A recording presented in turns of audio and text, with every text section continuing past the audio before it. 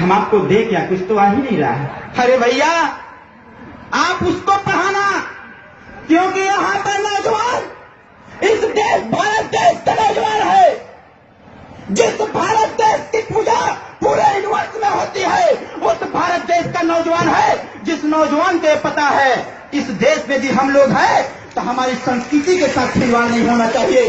अगर इस देश में हम हैं तो हमारी सभ्यता के साथ खिलवाड़ नहीं होना चाहिए। अगर इस देश में हम हैं तो मेरी नैतिक जिम्मेदारी बनती है कि मेरा परिवार कैसे सुधरेगा, मेरा बच्चा कैसे पढ़ेगा, ये नैतिक जिम्मेदारी आता है।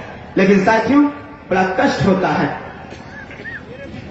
बड़ा कष्ट होता है कि जब संविधान कहता है कि है देश के गरीबों, अगर आप इस देश में पैदा हुए हो तो जो इस देश में 3 वर्ग के लोग हैं, चाहे उच्च वर्ग के लोग हों, चाहे मध्यम वर्ग के लोग हों, चाहे निम्न वर्ग के लोग हों, कहने का तात्पर्य है साथियों कि चाहे वह पूंजीपति हो, चाहे वह समाजवादी हो, चाहे वह गरीब परिवार हो या अमीर और गरीब के बीच में जो फंसा हुआ उस मीडियम क्लास का लोग है, मीडियम क्लास के लोग हैं, ऐसे लोगों की बात हो तो संविधान इस चीज से बनाया गया कि इस देश में निवास करने वाले गरीबों के साथ कभी अन्याय नहीं होना चाहिए। और इसको मद्देनजर रखते हुए इस देश के संविधान में संविधान सभा ने, संविधान समिति ने एक प्रस्ताव बनाने का काम किया कि इस निम्न वर्ग को ध्यान में रख करके इस गरीब को अधिकार देना चाहिए, फंडामेंटल राइट देना चाहिए, इसका मूलभूत अधिकार बताना चाहिए। अगर तुम इस देश में निवास करते हो, अगर तुम आवास, अगर तुम्हारे पास मकान नहीं है तो संविधान का जो कानून है, जो अधिकार है, वो कानून तुमको आवास दिलवाएगा। अगर तुम्हारे शरीर पे कपड़ा नहीं है तो उस कपड़े को भी दिलवाने का काम इस देश का संविधान करेगा। अगर तुम्हारा बच्चा पढ़ नहीं पाता है तो तुम्हारे बच्चे को अच्छी शिक्षा देने का भी काम ये संविधान करेगा। लेकिन यह संविधान, अरे भाई हम आपसे पूछना चाहते हैं कि जिस लोकतंत्र का उदाहरण एक लाइन में देना चाहता हूं, जो लोकतंत्र इस जनता में बसता है, आज इस जनता की वो दशा हो गई है कि संवैधानिक व्यवस्था द्वारा प्रदत्त जो व्यवस्थाएं हैं उसमें जब इसको मकान की बात आती है तो सरकारी कर्मचारी अधिकारियों के साथ साथ वर्तमान सरकार के सामने जब तक हम 15 से 20 हजार रुपये नहीं देंगे तब तक मकान हमको मिलने वाला नहीं। आप बताओ गरीब भाई, बताओ बात हमारी सही है कि गड़बड़ है? बात सही है कि गड़बड़ है? बड़ा कष्ट होता है। आज इस देश की संविधान 395 अनुच्छेद को पढ़ने की आवश्यकता नहीं है। 395 अनुच्छेद में सभी कानूनों को पढ़ने की आवश्यकता नहीं है। अरे संविधान को उठाओ, उसके पहले पेज को खाली पढ़ लो, पूरा संविधान मानो कि मैंने पढ़ लिया। संविधान का पहला पेज बोलता है इस देश में समता होना चाहिए, इस देश में स्वतंत्रता होना चाहिए, इस देश में बंधुत्व होना चाहिए, इस देश में न्याय होना चाहिए। यही 4 चीजें हमारे देश का संविधान हमको देने का काम करता है। लेकिन क्या बताएं साथियों, एक कहावत भोजपुरी भाषा में है कि क्या कहें किससे कहें, का कहीं कैसे कहीं, मन में तो भरल खींच गए, का कहीं कैसे कहीं, मन में तो भरल खींच गए। जेके जेके हमने यापन बनैनी उहे बेईमान निकले 420 गए, वही बेईमान निकला 420। है गरीब भाइयों, बड़ा कष्ट होता है उस दिन को देखते हुए कि जो संविधान कहता है इस देश में समान व्यवहार होना चाहिए। तो मैं पूछना चाहता हूं इस देश और प्रदेश की न्यायालय से कि तुम कैसा जस्टिस देने का काम किए हो, तुम कैसा न्याय करने का काम किए हो कि उसे मूलभूत उसे संविधान ने बताने का काम किया है कि अगर देश में रहने वाले हमारे गरीब या इस देश की जनता इस देश में रहती है तो उसका सबसे बड़ा कर्तव्य होता है उसको वोट देने का। उसका इतना अधिकार है जो अधिकार पूरे विश्व का कोई व्यक्ति नहीं छीन सकता, वो वोट देने का अधिकार है। अरे गरीब भाइयों, मैं कहना चाहता हूं आपसे, अगर आपके पास वो अधिकार है वोट देने का, तो मैं जानना चाहता हूं बेईमान गद्दार किस्म के नेताओं से कि जब इस गरीब को अधिकार है वोट देने का और वोट देकर के सरकार बनाने का, तो जो वोट लेने आता है, जो जीत जाता है, जब लखनऊ की पंचायत में खड़ा होता है, तो फिर ये दोहरी व्यवस्था क्यों बनाता है कि नेता का बेटा बाकायदे सूट बूट टाई पहनेगा और वो कॉन्वेंट में कैसे कंप्यूटर पढ़ने जाएगा, और गरीब का बेटा कैसे कंप्यूटर पढ़ेगा, कैसे कबूतर पढ़ेगा और गांव के प्राइमरी स्कूल में कटोरा लेकर के पढ़ने जाएगा। आखिर देश की समानता का अधिकार किस ताक पर रख दिया गया? देश की उस समता को किस ताक पर रख दिया गया?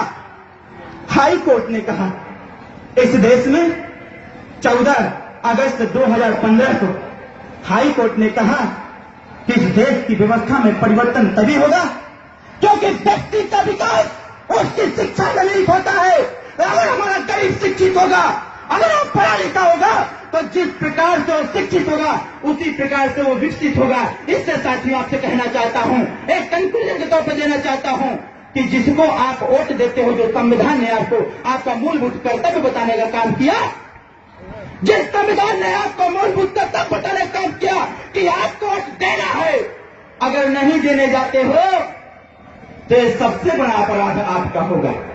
अगर संविधान कहता है आप वोट नहीं भी देने जाते हो तो सबसे बड़ा अपराध आपका होगा। तो मैं उन नेताओं से पूछना चाहता हूं कि जो फंडामेंटल राइट में इस गरीब के रोटी कपड़ा मकान शिक्षा दवाई की बात किया गया है, अरे बेईमान, अगर तुम इस गरीब का अधिकार नहीं देते हो तो सबसे बड़े अपराधी तुम भी कहे जाओगे। इसलिए मैं चाहता हूं कि देश की संविधान की समानता के अधिकार के तहत स्कूलों में पढ़ाई पढ़ाया जाता है। भाइयों, हमने भी पढ़ा है, हमने क्लास 10th में जाकर के हमने सोचने का प्रयास किया कि ए फॉर एप्पल होता है, बी फॉर बॉय होता है, लेकिन जब मैं गदैया गोल में पढ़ने गया तो मैं वहां पढ़ रहा था कि गरीब के बच्चे को पढ़ाई क्या पढ़ाई जाती है। मैं भी पढ़ रहा था कि क कबूतर उड़कर आया, ख खरबूजा लेकर खाया, ग गमला में फूल सजाया, घ घड़ी में समय बताया और अंग माने हमको कुछ नहीं समझ में आया। ये गरीब जो देश की लोकतंत्र की स्थापना करता है उनके बच्चे ये पढ़ते हैं। अरे गरीब जिसका अधिकार किया गया कि तुमको वोट देना है, अगर नहीं दिए तो सबसे बड़े अपराधी आप कहे जाओगे लोकतांत्रिक व्यवस्था में। तो जिसको आप वोट देते हो, जब वो जीत जाता है तो अपने बच्चे को पढ़ाई पढ़ाता है कि A for apple, B for boy, C for cat, और जब अंतिम पढ़ा जाता है जेड तो कहता है जेड फॉर जेब्रा, मतलब एक प्रकार का घोड़ा। अरे अमीर के बच्चों, अरे नेताओं के बच्चों, जेब्रा की रफ्तार से, घोड़े की रफ्तार से अपने गंतव्य की तरफ बढ़ते रहो। ये गरीब परेशान रहेगा क्योंकि इसको पढ़ाई हमने दिया है। तो कबूतर उड़कर आया, ख खरबूजा लेकर खाया, गमला में फूल सजाया और घ घड़ी में समय बताया और अंग माने हमको कुछ नहीं समझ में आया। इसीलिए आज तक साथियों एक भी दरोगा राजभर का बेटा नहीं बन पाया, एक भी पासवान का बेटा दरोगा नहीं बन पाया, एक भी बिंदु का बेटा दरोगा नहीं बन पाया। जो चैलेंज करते हैं कि इस गरीब समाज में पढ़े लिखे नहीं हैं, अरे भाई ये रैली रखा गया है, इसमें ऐसे ऐसे लड़के होंगे जो BSc MSc पासवान का लड़का किया होगा। इस फील्ड में ऐसे ऐसे लोग होंगे जो BTech MTech किए होंगे। इस फील्ड में ऐसे ऐसे लड़के होंगे जो नेट क्वालिफाई GRF क्वालिफाई किए होंगे। इस फील्ड में ऐसे ऐसे लोग होंगे कि सिपाही बनने के लिए ग्रेजुएशन की आवश्यकता होती है और यहां पर काउंटिंग किया जाएगा साथियों नौजवानों से, तो करीब 85% यहां पर ग्रेजुएट नौजवान खड़ा होगा। बताओ बात सही है कि गड़बड़ है? और बेईमान कहते हैं कि गरीब पढ़ा लिखा नहीं है। अरे भैया, विज्ञान और प्रौद्योगिकी का दौर चल रहा है, विज्ञान और प्रौद्योगिकी का दौर चल रहा है। जो अनपढ़ और गंवार है वो भी जानता है कि मोबाइल के ऐप सेटिंग में कहां से हमारी रिंगटोन बढ़ती है, वो भी जानता है कि कैलेंडर में कहां नोट किया जाता है कि फलाने तारीख को मुझे यहां जाना है। मोबाइल में ये भी जानता है वो अनपढ़ और गंवार लड़का कि काल डाइवर्ट कैसे किया जाता है। इसलिए साथियों हम आपसे निवेदन करना चाहते हैं कि आज देश की आबादी 130 करोड़, देश की आबादी 130 करोड़ और 28 दिसंबर 2014 का रिपोर्ट आया था, दैनिक जागरण के संपादकीय में पेज नंबर 8 पे छापा गया था कि 130 करोड़ की आबादी में अकेले इस देश में 64% नौजवान रहता है। और उसी समय हमारे यहाँ सहयोगी दल भारतीय जनता पार्टी जो सरकार बना करके एक यशस्वी प्रधानमंत्री देने का काम किया, जब प्रधानमंत्री जी ने थोड़ा सा शिकंजा कसने का प्रयास किया, दैनिक जागरण का पेज नंबर 8 पर संपादकीय में छापा गया था कि देश की आबादी 130 करोड़ और 130 करोड़ की आबादी में 64 करोड़ खाली नौजवान रहता है। और नौजवानों को देखते हुए संपादकीय में आया था कि 64 करोड़ की आबादी में सिर्फ 5 करोड़ लोग ऐसे हैं जो देश और प्रदेश के सरकारी कार्यों में लिप्त हैं, और नहीं तो बाकी लोग खाली फार्म भरते हैं और वैकेंसियों का इंतजार करते हैं। आए नौजवान भाइयों, हम आपसे कहना चाहते हैं, अरे ऐसे बेईमानों का चक्कर छोड़ो जो अभी तो आपके माँ और बाप को धोखा दे रहे थे। ऐसे गद्दारों का चक्कर छोड़ो जो सिर्फ और रोटी, कपड़ा, मकान, शिक्षा, दवाई की राजनीति कर रहे थे। आए नौजवान भाइयों, फ्लेक्सिबल बनो, थोड़ा सा देखो इस देश की स्थिति को, थोड़ा सा पहचानो इस देश की स्थिति को। जब तक आप उस समय को नहीं देखोगे, उस इतिहास को नहीं पढ़ोगे कि 1885 में इलेक्टोरियल युग ने जब कांग्रेस की स्थापना किया था, 1885 से 1905 तक हमारे महात्मा गांधी साहब ने अगुवाई किया था, लाल बहादुर शास्त्री साहब ने अगुवाई किया था, वो भी नरम तरीके से, शांति व्यवस्था से, सत्य और अहिंसा के रास्ते पर चल करके अगुवाई करने का काम किया। जब हमारे देश का नौजवान देखा, अरे भाई देखो, जो हमारे देश का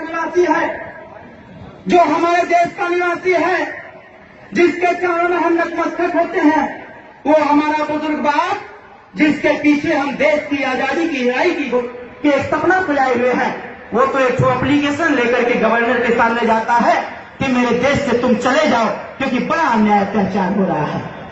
जब हमारे जैसा नौजवान 1905 में तैयार होता है, 1905 में जब 2 दल बनता है, नरम दल और गरम दल। गरम दल के लोग नरम दल से कहते हैं कि नरम दल के अनुयायियों, अगर आपको लगता है कि भारत देश की स्वतंत्रता इस कागज में निहित है तो आप कागज का प्रयोग करो। हमें तो लगता है कि इस भारत देश की स्वतंत्रता गोली और बंदूक और तोप में निहित है, इसलिए हम गरम दल की स्थापना करेंगे। हम गोली, बंदूक, तोप से देश को आजाद करने का काम करेंगे, आप पेन और कागज से आजाद करने का काम करिएगा।